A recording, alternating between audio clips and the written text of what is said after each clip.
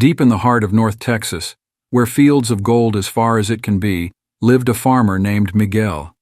Times were tough for Miguel. His crops barely grew, and debts massing like thunderheads on the horizon. The realization that he would have to sell his land hit Miguel like a stone in the center of the pond in his soul. But as fate is wont to do, it had different plans for him. One day, while Miguel was working hard in the sun, a stranger came up to him. The next, a man in a smart suit and fedora. Mr. Anderson, they call him, representative of an oil company. Anderson's proposal quickly appeared like a mirage in the desert. He blathered on about the oil they were going to drill for in Miguel's land. For each precious barrel they found, he was going to pay him. Miguel felt awe surge in his chest for the opportunities before him. Miguel took a leap of faith and said yes to the offer.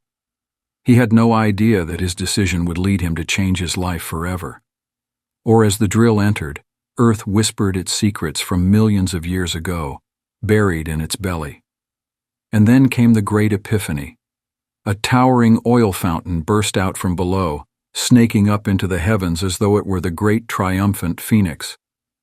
Miguel watched in wonder as black gold gushed out of the land, making the impoverished farm the wellspring of Spindletop, the largest oil well the world had ever seen. The newly uncovered fortune beneath his soil symbolized the untapped possibilities that lay dormant in every soul. His story touched so many people that others too felt compelled to dig into their own stash. It was a testament to the strength of absolutism and establishment. In return, Miguel made his dream and his commitment to his dream so rock firm, sure that he was showered with more luxuriant abundance than he could have ever imagined. However, Miguel soon realized that he had more than a lot of nepotistic luck just to achieve success. It took discipline and dedication to maintain the fields day or night. It took Miguel learning that success was not an overnight, but a journey that required utmost dedication to achieve. With each asset he accumulated, he also acquired more know-how.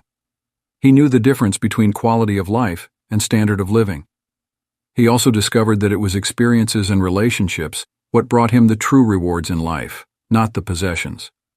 Miguel did all he could to toe the line between his new fortune and the moral keel of his inner landscape.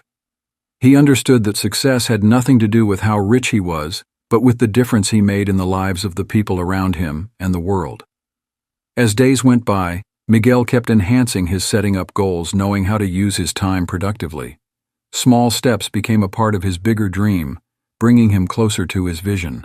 However, in the throes of that success, Miguel never lost sight of the necessity of giving thanks. He was grateful for all that was given to him. He expressed many thanks, not only because he understood that gratitude was the path toward attaining more gifts and joy. Therefore, the story about Miguel offers hope for everyone who is bold enough to dream. It shows us that we all have endless reserves of untapped capacity, lurking, waiting to be unleashed. And that, just as Miguel, may we all have enough courage to dig up our mystic musical gold and bless the world, understanding that we begin our paths to victory with a first step into believing and committing.